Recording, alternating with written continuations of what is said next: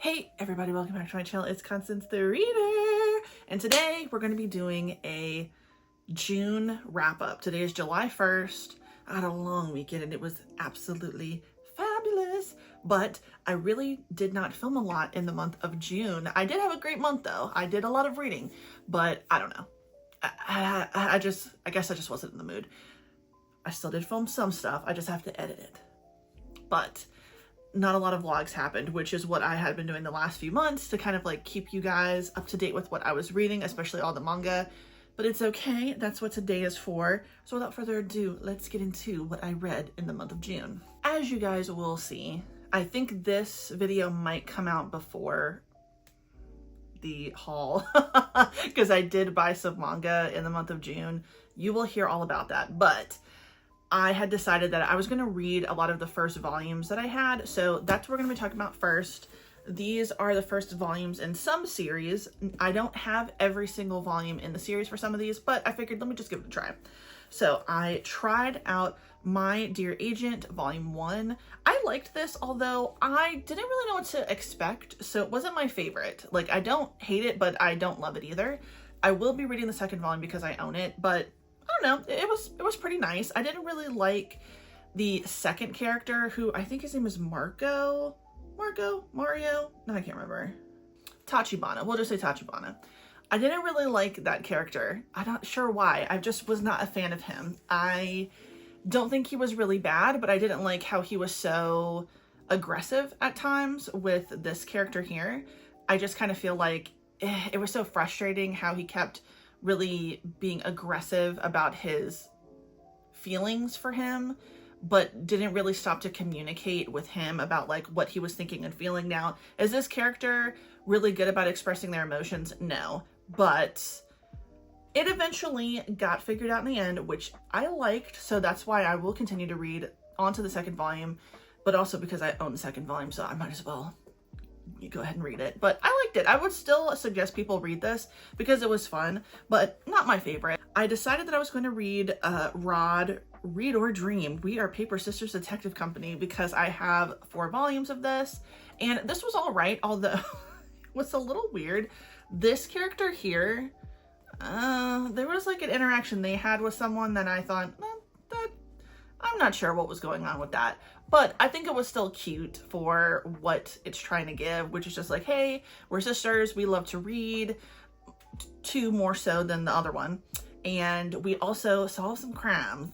Some are more some are more supernatural than others, but I mean, of course, I mean, they can fuck with paper like mystically, so one of those things was like, okay, that was cute. I did think that one scenario that had to do with like a library that shows up like once every 10 years, that story was really cute. I did enjoy that, but I will continue. Again, another one where I have the other volume, so I'm gonna have to, but I want to. I read Helk Volume 1. I really enjoyed this.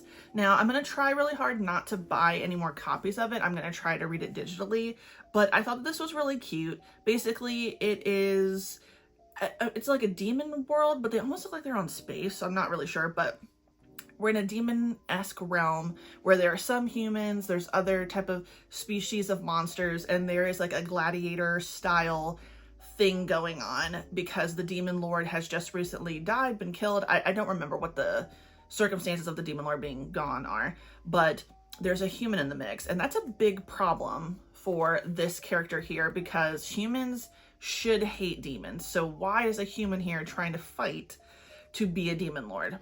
So there's a bit of a mystery going on, but I did think that it was really cute. It's pretty funny so far, and I do want to continue on with the series. Now, this one was also cute. Kiruru Kill Me. I actually really liked this one.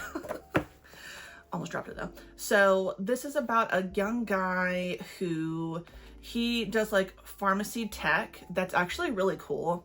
And he runs into this character here, and he kind of has insta love. He just thinks she is so hot, she's so cute, but he doesn't know anything about her. But because he's like the Tony Stark of this manga, he works with like the FBI and the CIA to find out who she is. And what he finds out is that she's an assassin. So instead of just kind of trying to find a normal way to meet her, he's like, I'm gonna put a hit out on myself, and that's how we'll meet each other. So it's kind of funny, very silly. She is getting thwarted by him constantly because the kind of stuff that he's creating is like a body film that if you try to, it's almost like Kevlar body armor, but you can't tell that he's wearing any body armor.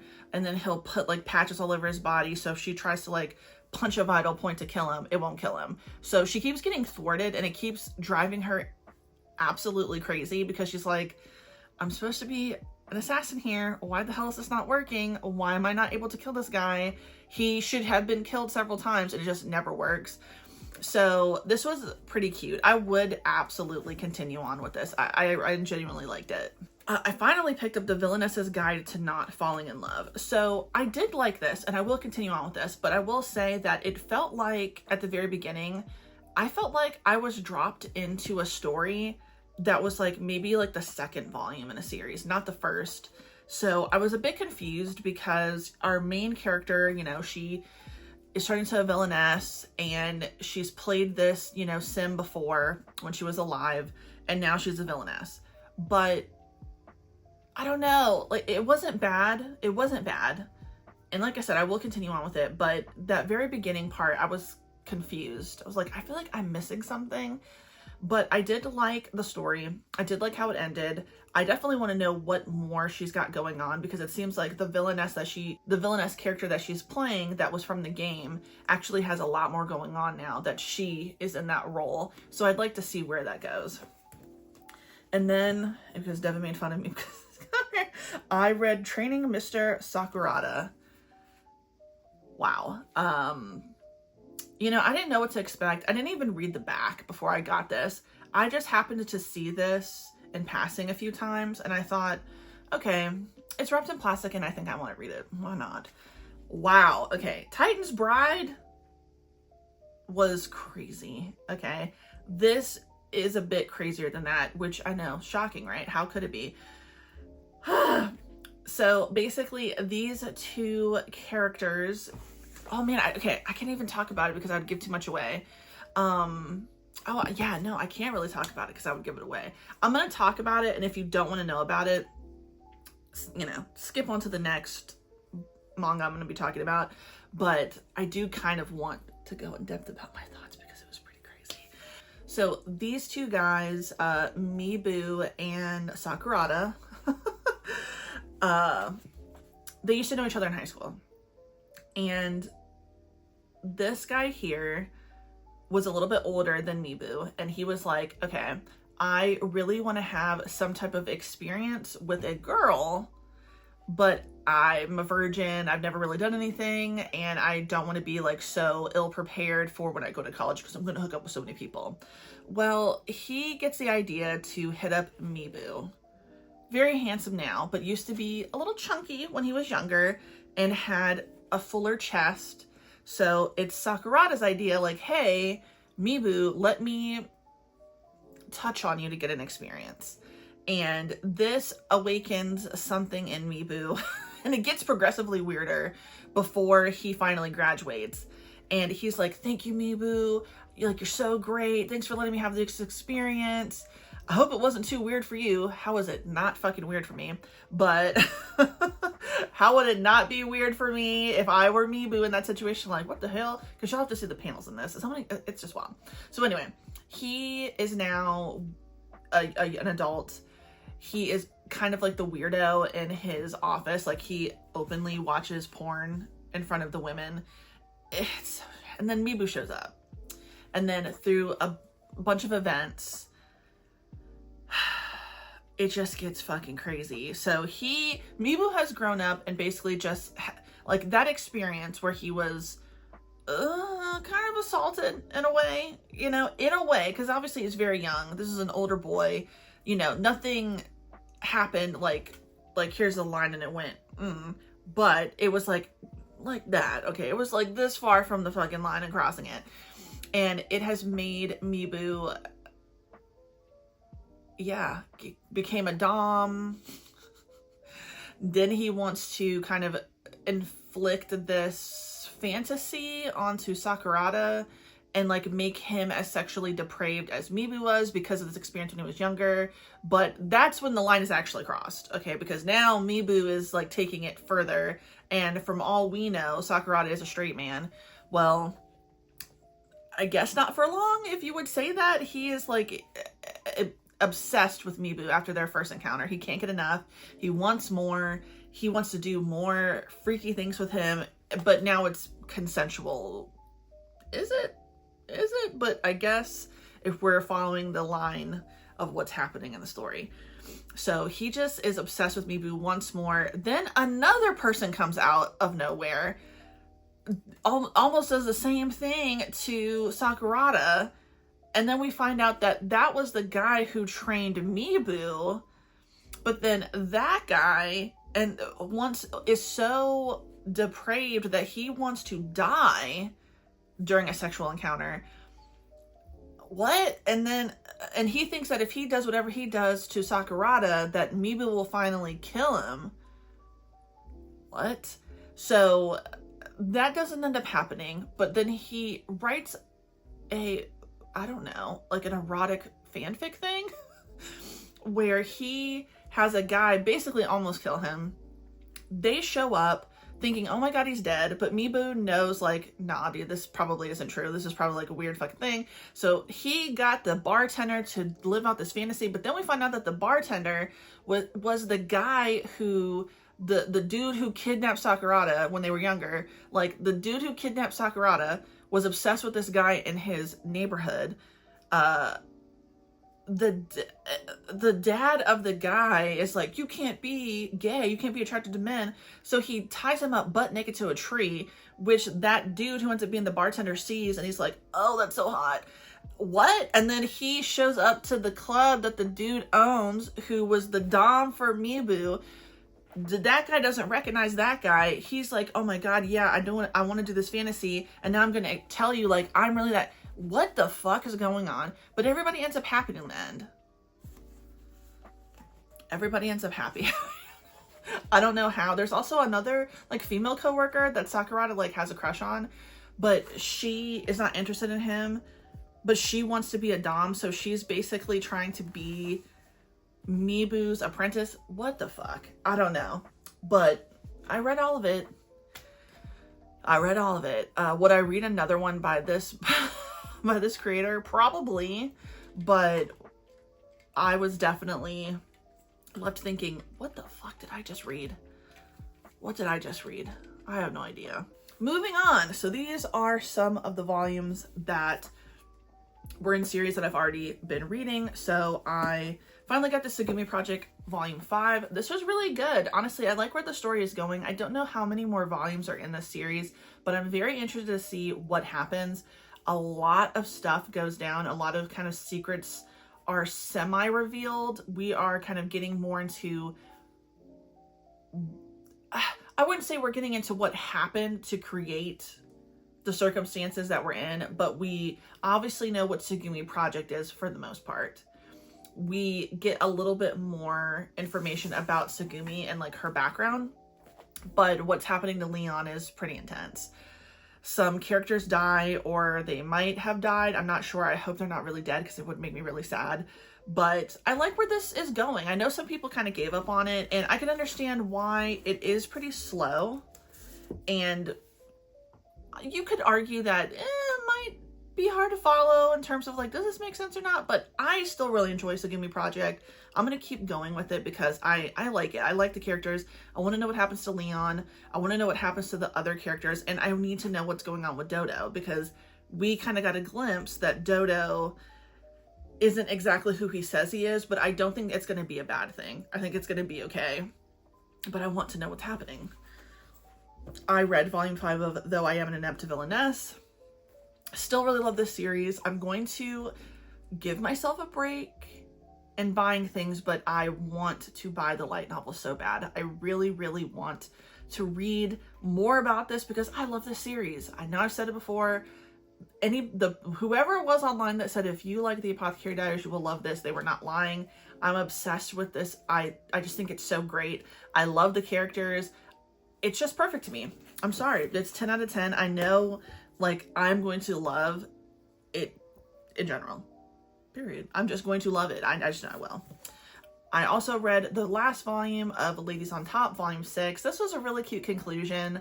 I really liked this. It was like, if you liked Sweat and Soap, you would like this. And if you like Sweat and Soap and you thought, okay, it's kind of really vanilla. Yeah, the dude is like really into the scent of her sweat, but they're pretty vanilla in terms of what they do in the bedroom. Not so much here. And I loved it. I love the strap is finally used, okay? But it's not crazy, right? Like, it's still weirdly wholesome, even though she is the one that wants to be the top and he is the one who wants to be on the bottom, but like their relationship is very cute. So I really enjoyed this series. I would definitely recommend it. If you want something that is like Sweat and Soap, but just a bit more raunchy, you would like that. Finally, continuing on with my reading of Bleach, I read volume 61, still really good. Finally, for the love of God, finished volume 11 of Jujutsu Kaisen. Still liking it, but kind of lost. I finally got to the part where some people were talking about this, so I'm interested to see what happens.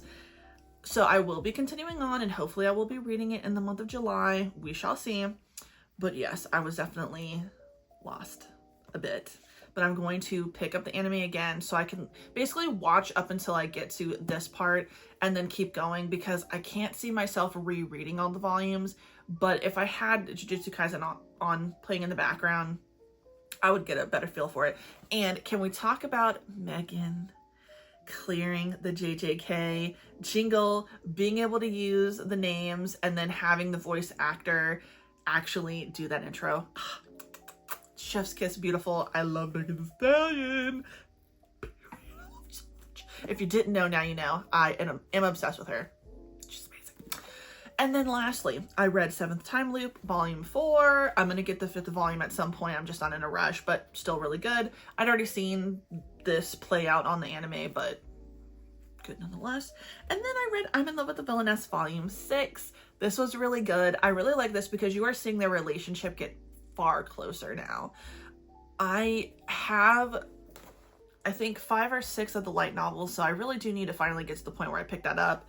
But this was really cute, and we're kind of seeing like, ooh, there's more. There was always going to be more to the story, but we're seeing a bit more to the story when it comes to this one, and I'm loving it. I absolutely love that series. Okay, I'm obsessed. I love it. Let's go.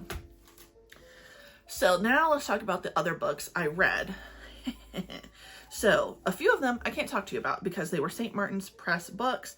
I know that kind of sucks, and people are probably like, girl, just say it. I'm not going to say because I'm sick with the book. But 2 of those 3 were really good. So I actually am very disappointed that I can't talk to you about them. I rated both of those personally 5 stars. I thought they were fantastic. Both mysteries, one by an author I had previously read, another one that was new to me. The one I had read that was by an author I'd read previously was much better than the first book I read by them, in my opinion. I thought it was really good. I liked both, but that one was the best. I love the audiobook. It was so good. The second book I listened to, another one I rated 5 stars, but that author was new to me. And then I decided to just go ahead and listen to another one of the books by them, and that wasn't so good. It wasn't terrible. It just wasn't my favorite. You know, it was okay. A little all over the place for like a domestic thriller. But I mean, that's kind of how those can be, let's be honest.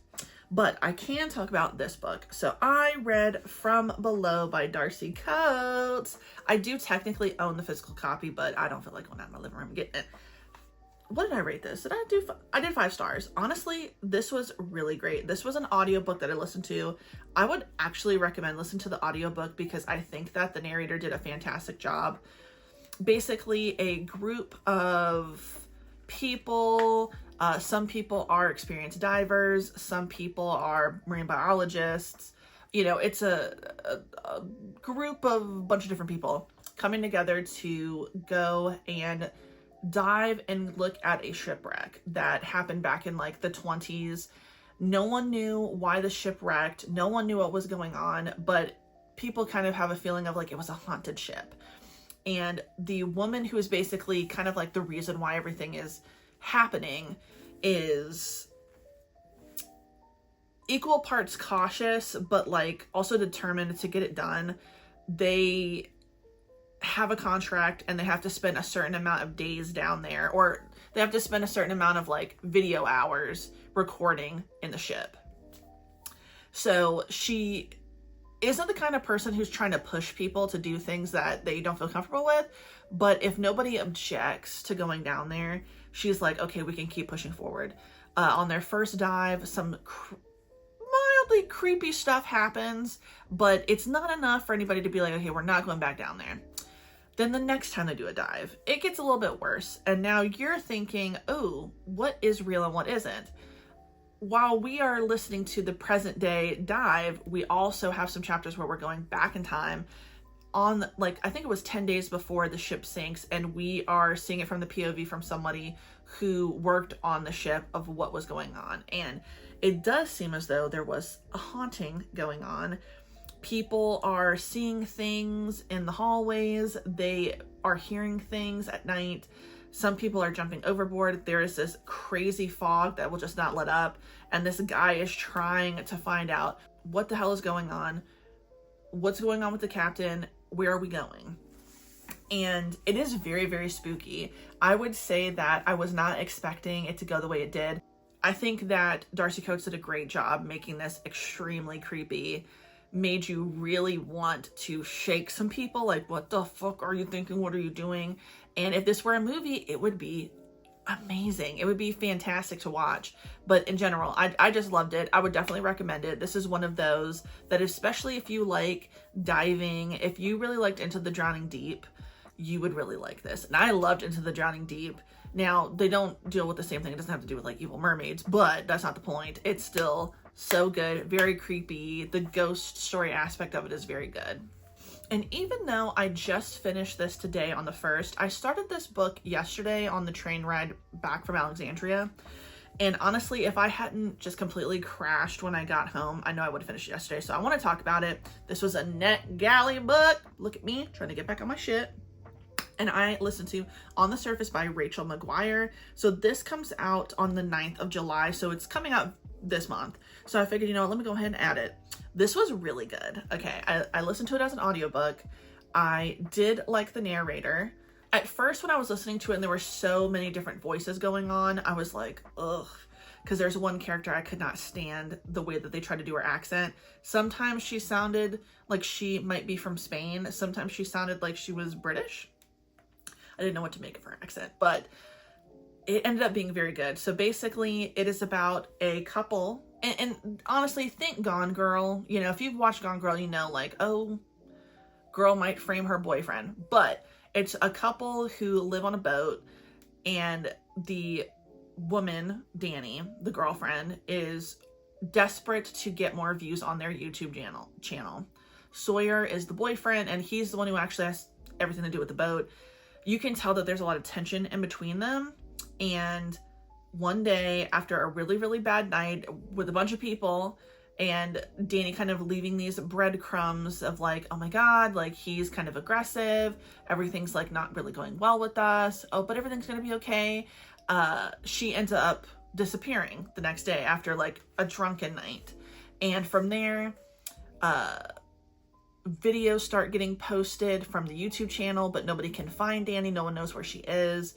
Everyone is obviously thinking Sawyer had something to do with it, especially because she's kind of let some people know, oh no, like we've got in a fight. Oh, you see these bruises on me. So you start to wonder what is real, what is not, who is really lying here. Is Danny alive, and is Sawyer like not so good of a guy? And honestly, I would probably rate the book like a 4-star. I did really enjoy it. I really liked the ending, and I could see why someone might not. But I think that that was really good. I like endings that don't end necessarily like picture perfect. And when you find out more about Danny and Sawyer, you see why they were together and why they kind of deserve each other. And I will leave it there.